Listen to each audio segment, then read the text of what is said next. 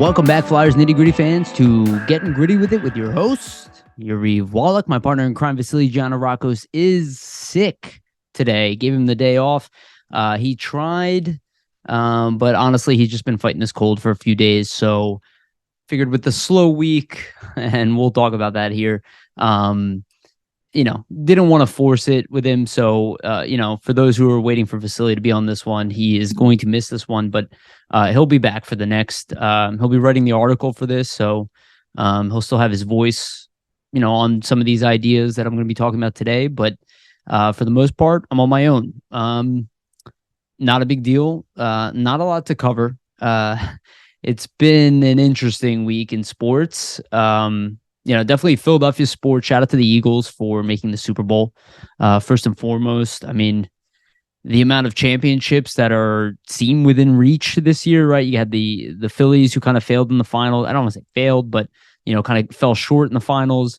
Now you have the Eagles trying to kind of repeat again, another championship within 5 years. And then you have the Sixers, who are obviously still a good team, and, have the talent to probably compete for a championship as well. So the Flyers are the only ones kind of, sitting outside of that range right now as expected, but they are heading in the right direction. Those who have listened to this podcast prior to this are well aware of this, that it's a thing that for the most part is going to be a process here. And I'm not going to say trust the process because I don't really care about that stuff. But I will say is that things are heading in the right directions. And I'm pretty steadfast on that. And you can hear Vasili is as well. I don't believe in this whole things are more terrible here than everywhere else. I don't see much evidence of that. But I do see signs that things are heading in the right direction, and that, not all the problems are solved. There's still a lot of work here to do. We still don't know if we have the right GM for the job. But you gotta at least acknowledge the fact that things are heading in the right direction. And while, you might not like what Fletcher has done here over the time that he's been general manager, things are improving, and he deserves credit for that. I mean, people might not like patience, but it is a virtue for a reason. Being overreactive is not. So, you got to give him credit for kind of holding stead there and not panicking, not making any bad trades in the meantime when he could have, waiting for his assets to head in the right direction before he even tries to move any of them. And I think the trade deadline will be very interesting.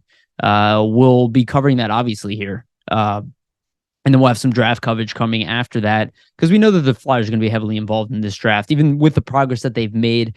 You have to be a little crazy to bet on them to make the playoffs at this point, because they have such a far distance to go and have a lot more to prove before they prove they're even a playoff team. But they are, again, my opinion just repeated here. I believe they are a playoff team healthy. They're still not completely healthy. They obviously still have some bodies out. They have some key players out. Everybody says the lack of high-end talent. I mean, it's true to some extent, but I think people are a little bit living in the past. I'll be honest with you. I can see it. People, they love their initial opinion, and they'll stick through it, as long as they can. And to some degree, I'm like that, and everybody's like that. But, if you hear my opinion from here, it's never really swaying one way or the other that hard, because quite frankly, we're not there. I don't feel that steadfast about it. So as the Flyers kind of inch their way up the standings, we'll see how they do by the end of the year. I mean, I wouldn't expect anything glamorous from the team. They still have holes, but again, when your assets are doing better, it's easier to trade them. You do not find yourself in a position where you don't have leverage. There are assets that team want on this team. And even Kevin Hayes, which everybody said was untradeable, and you have to eat half his salary. I don't know where any of that comes from. Again, those panic button moves, some guy gets benched and go, how the hell are they going to go? Why even react? Honestly, most of that stuff is media made. And I don't care if they don't like it. I don't care if people listen to me and they don't like it and they say they hear rumors. I don't really care about rumors. I don't like them. I don't respect them very much. I think most of them are just background noise. And I think they really just torture players for the most part, and torture fans to an extent where, you're kind of promising change when there's probably none coming, because, this isn't Moneyball. While I do love that movie, you watch him make a trade within 15 seconds and convince it. This is not happening in real life. That is the way you make it interesting for a movie. Maybe a deal happens that way. Majority of them are not going to happen that way. And especially if you want big names moved and big contracts moved, it's unlikely, especially in the salary cap era. You're not going to find yourself in that position. So the best thing to do is to play patient. I still expect JVR to be moved. I expect Kevin Hayes to be shopped to some degree. Anybody who is 30 and above, I mean, you should be shopped. The Flyers are in a position to retool, like they said, aggressively retooling. That is kind of what they're doing. I wouldn't say aggressive is the right tool or is the right name there for what they're doing, but they are retooling. I'll do a little Phantoms update here at the end because I think that's important to, kind of where the Flyers stand. First thing I want to touch on, outside of those comments is let's talk about the All-Star game. On top of the All-Star game, obviously the numbers have come out with ESPN where ratings are down this year. I think it was 37%. Sorry, off the top of my head. And look, the reality is that not just the Flyers, but all teams have had this problem just watching games. I'm overseas right now. I can't even use my Comcast account. It's blacked out. I'm not allowed. I'm not allowed to use what I already pay for to watch. Like, these are problems. These are product problems. I'm a product guy. Those are not aware, I'm a senior product manager. These are product issues, and a lot of them are solvable. And I don't know if they realize that they're solvable, but they allow these blackout restrictions. They allow ESPN to come in and buy out games where most people won't be able to watch them. This is what you get. And quite frankly, it's what you get. You want the exclusivity. You want to hope that ESPN gives you what you want. They're not who they used to be. I'm sorry. ESPN, Disney, all these companies, you can see the losses across the board. They are not financially profitable right now. Their decisions that they make are not great. You can watch the ESPN broadcast. Outside of Kevin Weeks, everybody else falls short. This is what the NHL is riding on. What did you guys think was going to happen? And then, you look at the All-Star game.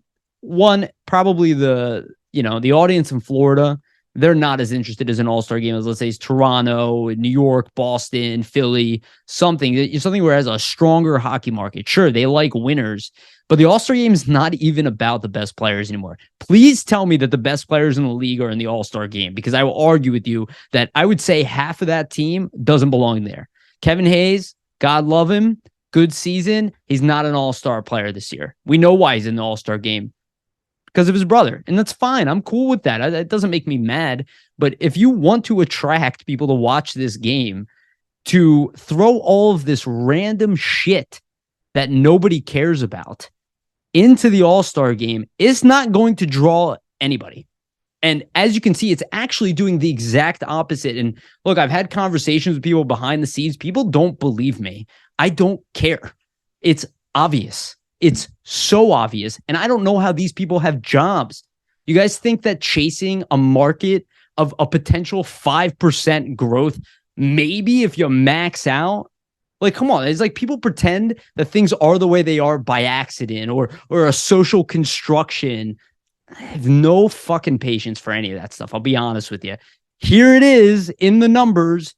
Oh my God, you didn't grow the game. You made all these, everybody's included in everything. And look, the All-Star game means nothing. Look at the cover of NHL 23. It's the stupidest cover I've ever seen. I don't have a problem with Trevor Zegras being on there. He's a phenomenal player. But outside of hockey people, who the hell knows who Trevor Zegras is?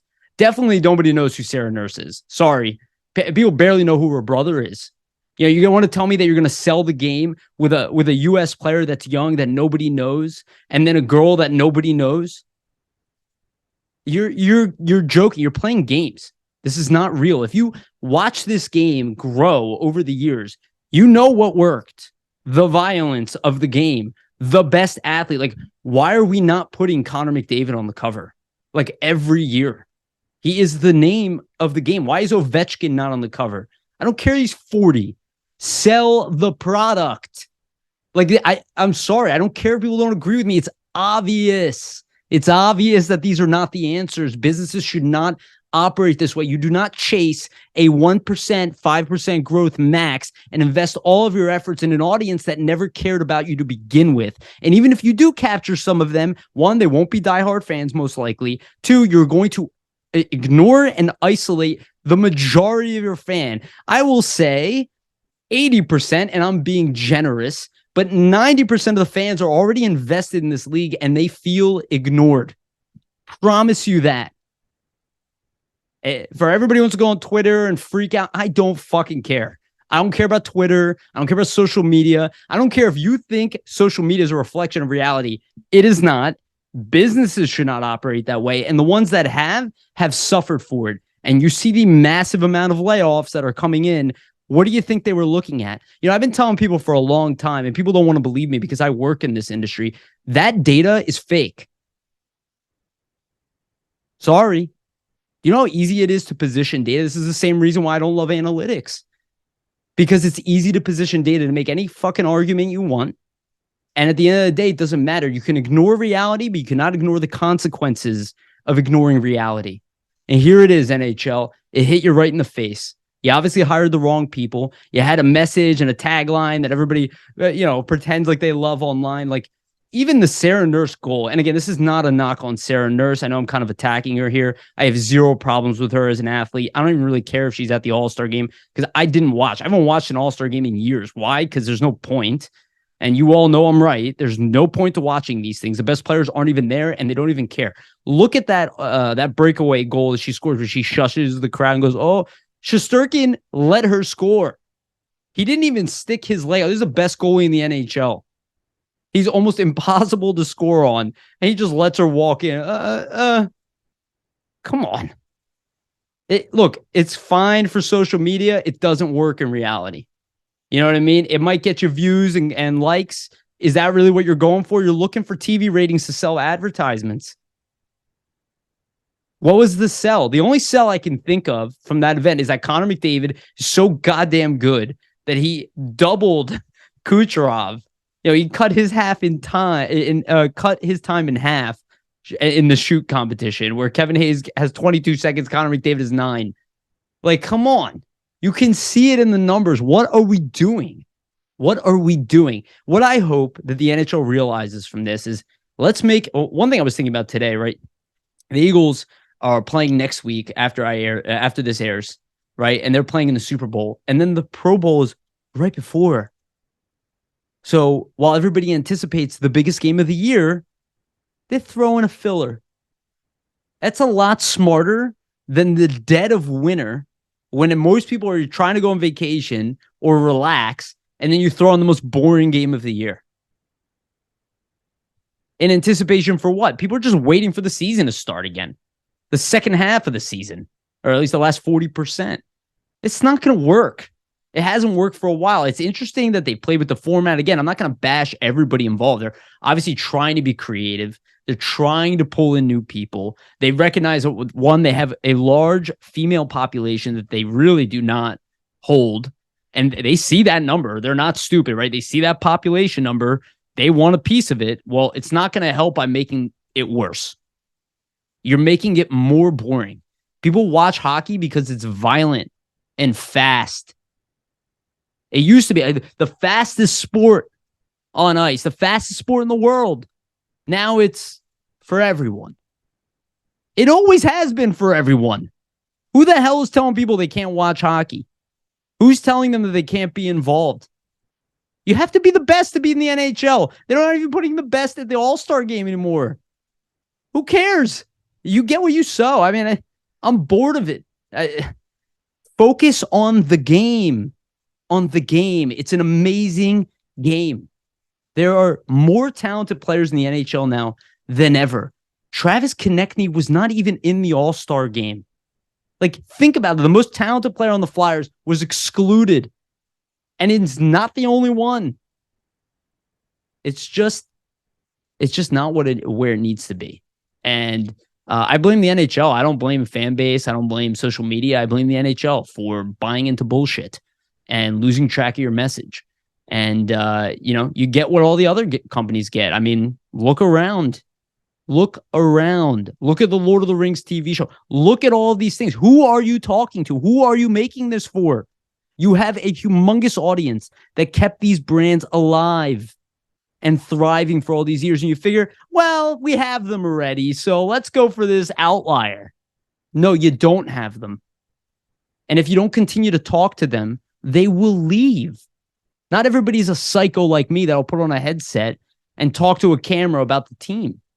I'll do this whether the worst team or not. You already have me, but I don't care about the All-Star game. That's for growing the game.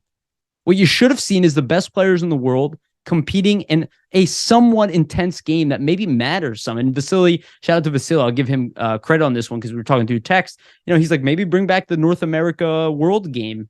Make something matter. Like making it for everyone doesn't make it matter. Sorry.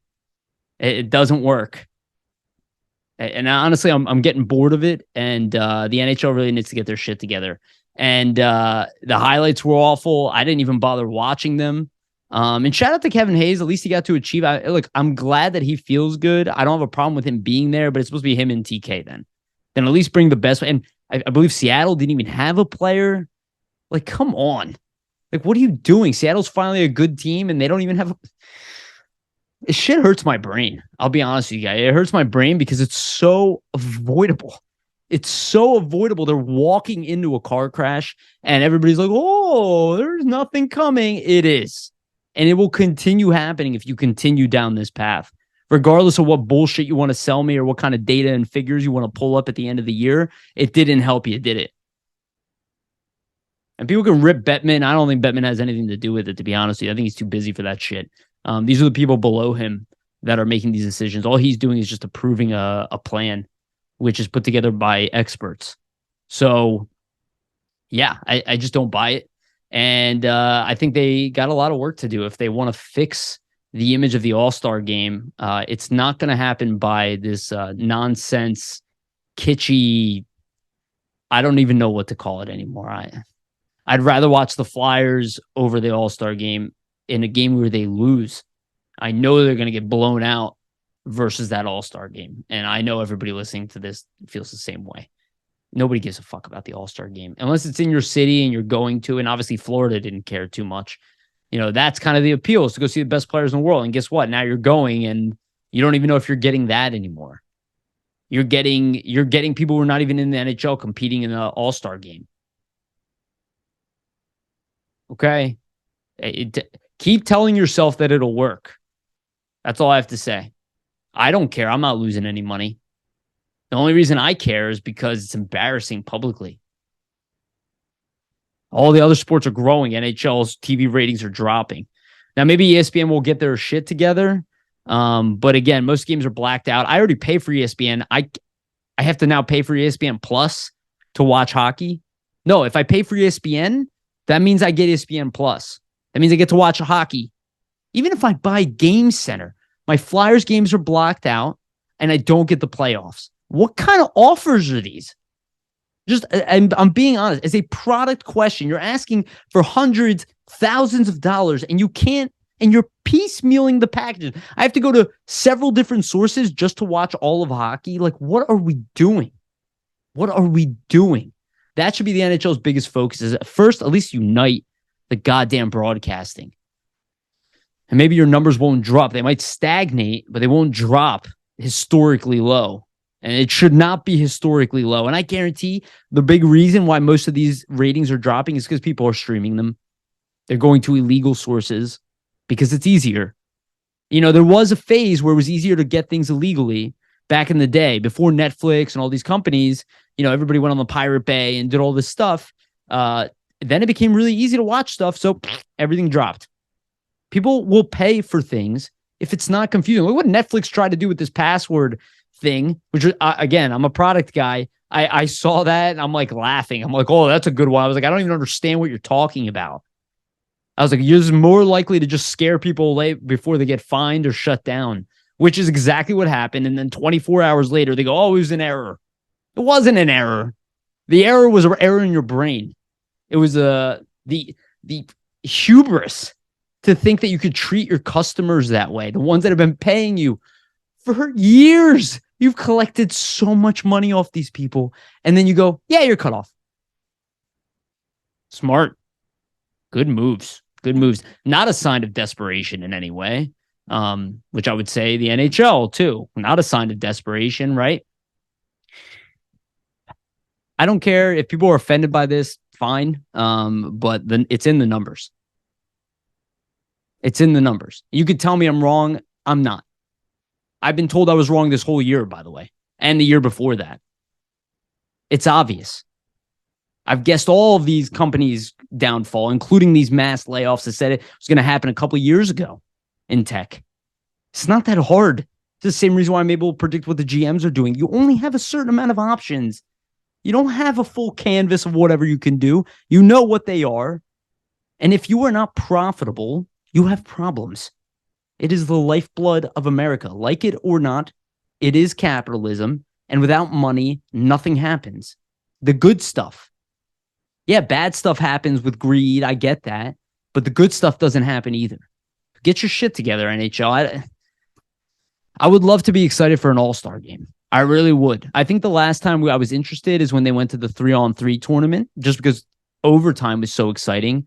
But then you watch the 3-on-3 tournament, and it's like figure skating. That's not why we watch hockey. Think about how people reacted when the Flyers weren't playing hard. That's the all-star game. All the time. And now they're even removing the talent. So that now it's not even the best players in the league, and they don't give a fuck. So, whatever. We'll see what happens there. Let's talk about the Phantoms. I'm going to make this one short today. I have plans after this, so unfortunately, we're going to make it short. But let's talk about the Phantoms a little bit. I just want to talk about Bobby Brink. He had a goal and 2 assists the other night. Forrester scores again. But he's obviously catching back to his stride. He's probably going to be... He won't lead the team in points because he missed way too much time. But point per game wise, in my opinion, he's going to probably lead the team by the end of the season. He is not a guy who would have been in the AHL if he didn't experience these injuries, despite what other people have said. I don't see that. Just giving his age, his skill set, the fact what the Flyers really need right now, it's pretty much a Bobby Brink. Not the only thing, but it would help. You know, they need dynamic players, and that he is one. So it's really great to see that. I expect his numbers will continue to go up as the season moves on. The Phantoms are, they have a pretty respectable record. They're still chasing a playoff spot, but it is so important that the Phantoms make the playoffs. Crucial. None of those guys have a playoff run in their recent history. We have young guys at the NHL who could be sent down to play in it. Like, we need to figure that out. We need to be competitive. And then you have a Cutter Gauthier who is going to finish his college season. He could end up playing with the Flyers at the end of this year. You have Couturier who might come back. You have some contracts there that can be moved around. If you really are not even close to a playoff spot, then what's the difference? You kind of want to, ride on the kids, right? So you just go with what you have at that point and let Tortorella do his thing. Again, your big goal was always next season.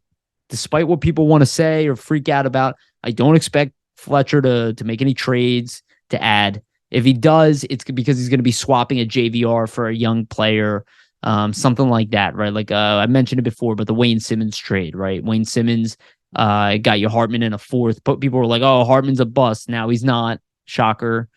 And that he's a late first round pick type of player. That's the type of young player you would get. I said it before. Kiefer Bellows, Wade Allison. These are the type of guys that you would get in this type of trade, or you go for a pick, and hopefully the Flyers do go for a pick and get at least a second round pick for JVR, and give him a little bit of mobility and another asset for this very important draft. And that's really where the Flyers are right now, is these guys who are in their mid-20s to, teens, like that's your group.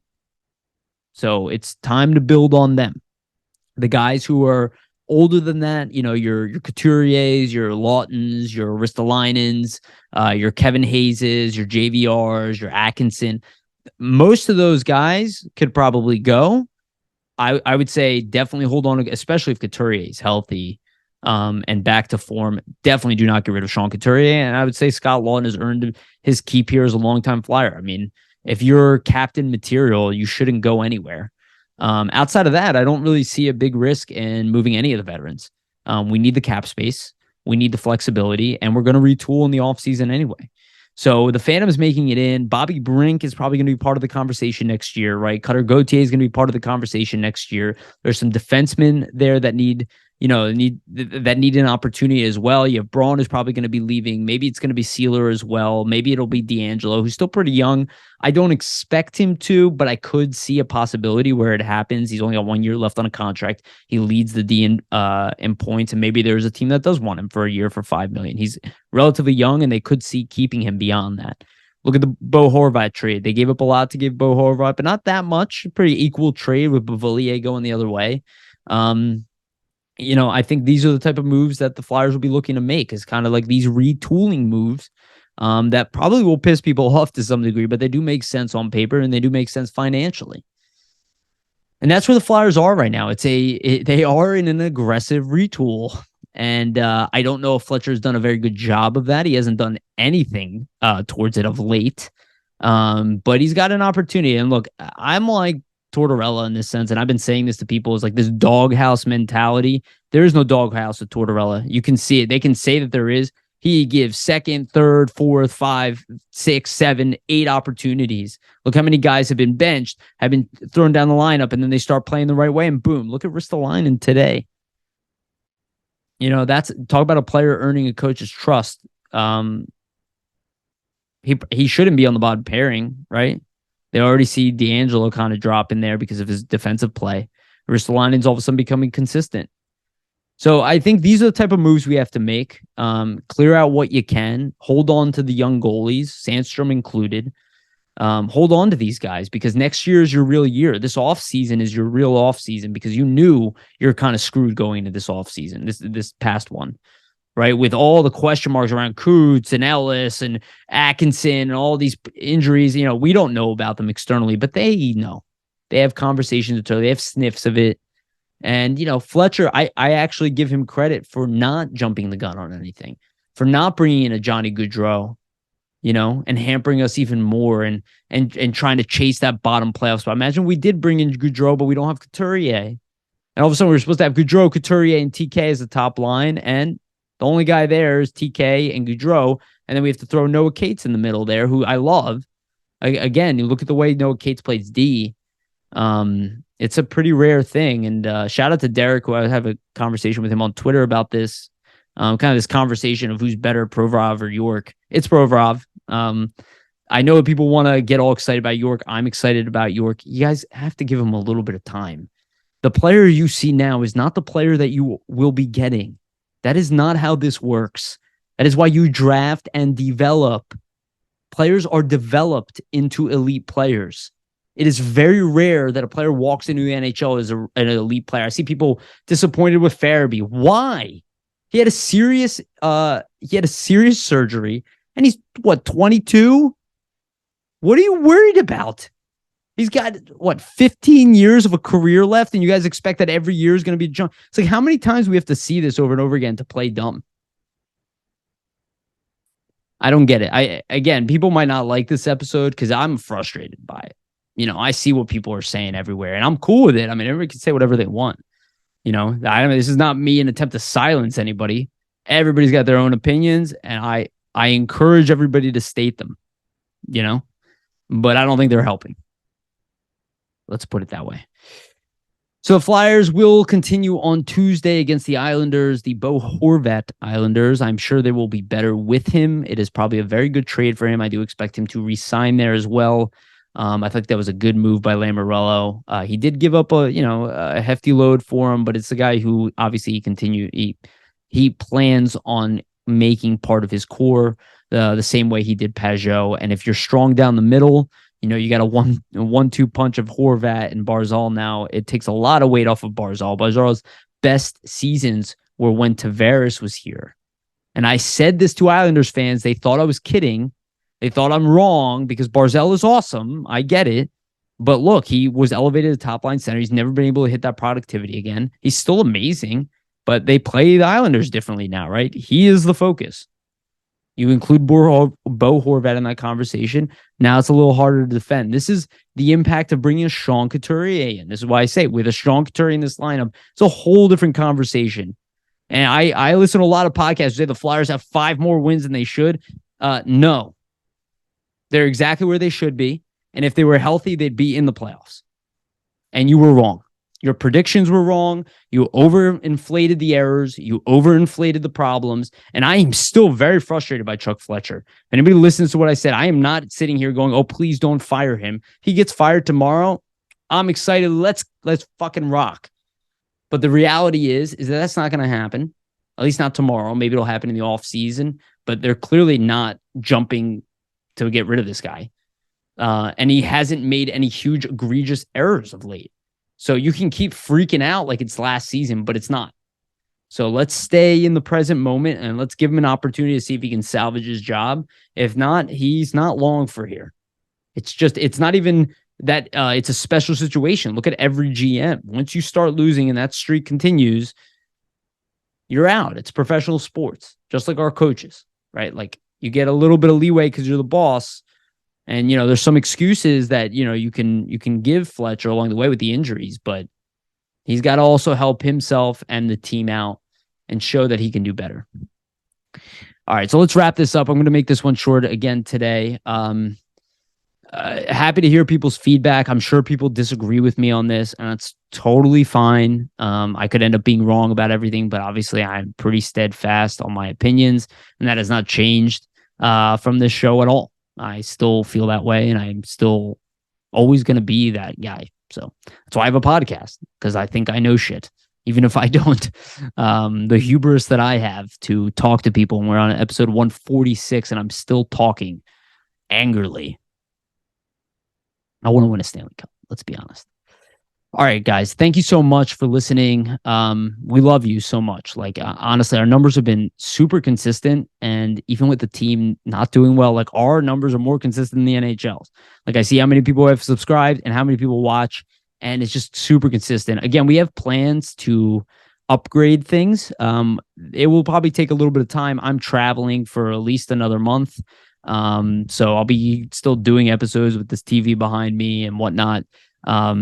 But, there are plans on, doing more, and doing more with you guys too. And if you have any suggestions or opinions, leave them in the comments. Happy to do that. Please like, subscribe, share, do everything, all that, downvote it if you want, but all of it helps us, to be honest with you. Just the user interaction is huge for us. And to hear you is huge. And Vasili and I try to read everything. We try to comment on everything. I see awesome comments, by the way, especially from some of the same people. Like I know people who listen to this podcast know their stuff. And that's obvious to me. So even if we disagree, I know that a lot of you are very smart, especially when it comes to hockey. If I'm very frustrated sometimes, I'm not yelling at any one person or any one podcast. What I do is, people might not like this, but I listen to you. I listen to all the podcasts, not every single week. Now I have to skip because I'm just too busy to listen to every podcast, and there's an insane amount today. But I try to listen to everybody. I try to get a good read of what every site is representing. And obviously some groups represent some audience. We represent a certain audience. And I'm cool with that. I think that's great. I think every audience deserves a home, and every audience deserves a representation. But for your own sake, don't drive yourself nuts like I do. Again, like, subscribe, share. Thank you all so much. We love you. You're extremely, extremely helpful to us. And shout out to Jamie Baskow, who's working his ass off. And shout out to his mom. She's back in the hospital again. So send him some love. She's kind of have ongoing issues. She's okay. But obviously she needs surgery. And he's always kind of dealing with that in the background. So if you see the amount of hustle that Jamie puts forth, show him some love, because the guy deserves it. He's one of the sweetest, best people I know. Even if you don't see that from Twitter and you don't believe that, it's very real. He's one of the best people I know. And shout out to Vasili, who obviously is sick. Give him a shout out to feel better as well. He's a great guy. And, I can't be happier adding him to this podcast. He's immensely helpful in every aspect and extremely bright. And he's a little bit younger than me, which is great. So he's a little bit different perspective, but yet he's super on the ball. And I think you guys recognize that, listening to him here. I don't need to explain that to you guys. He's here for a reason. So again, thank you so much. We love you. And remember, always stay gritty.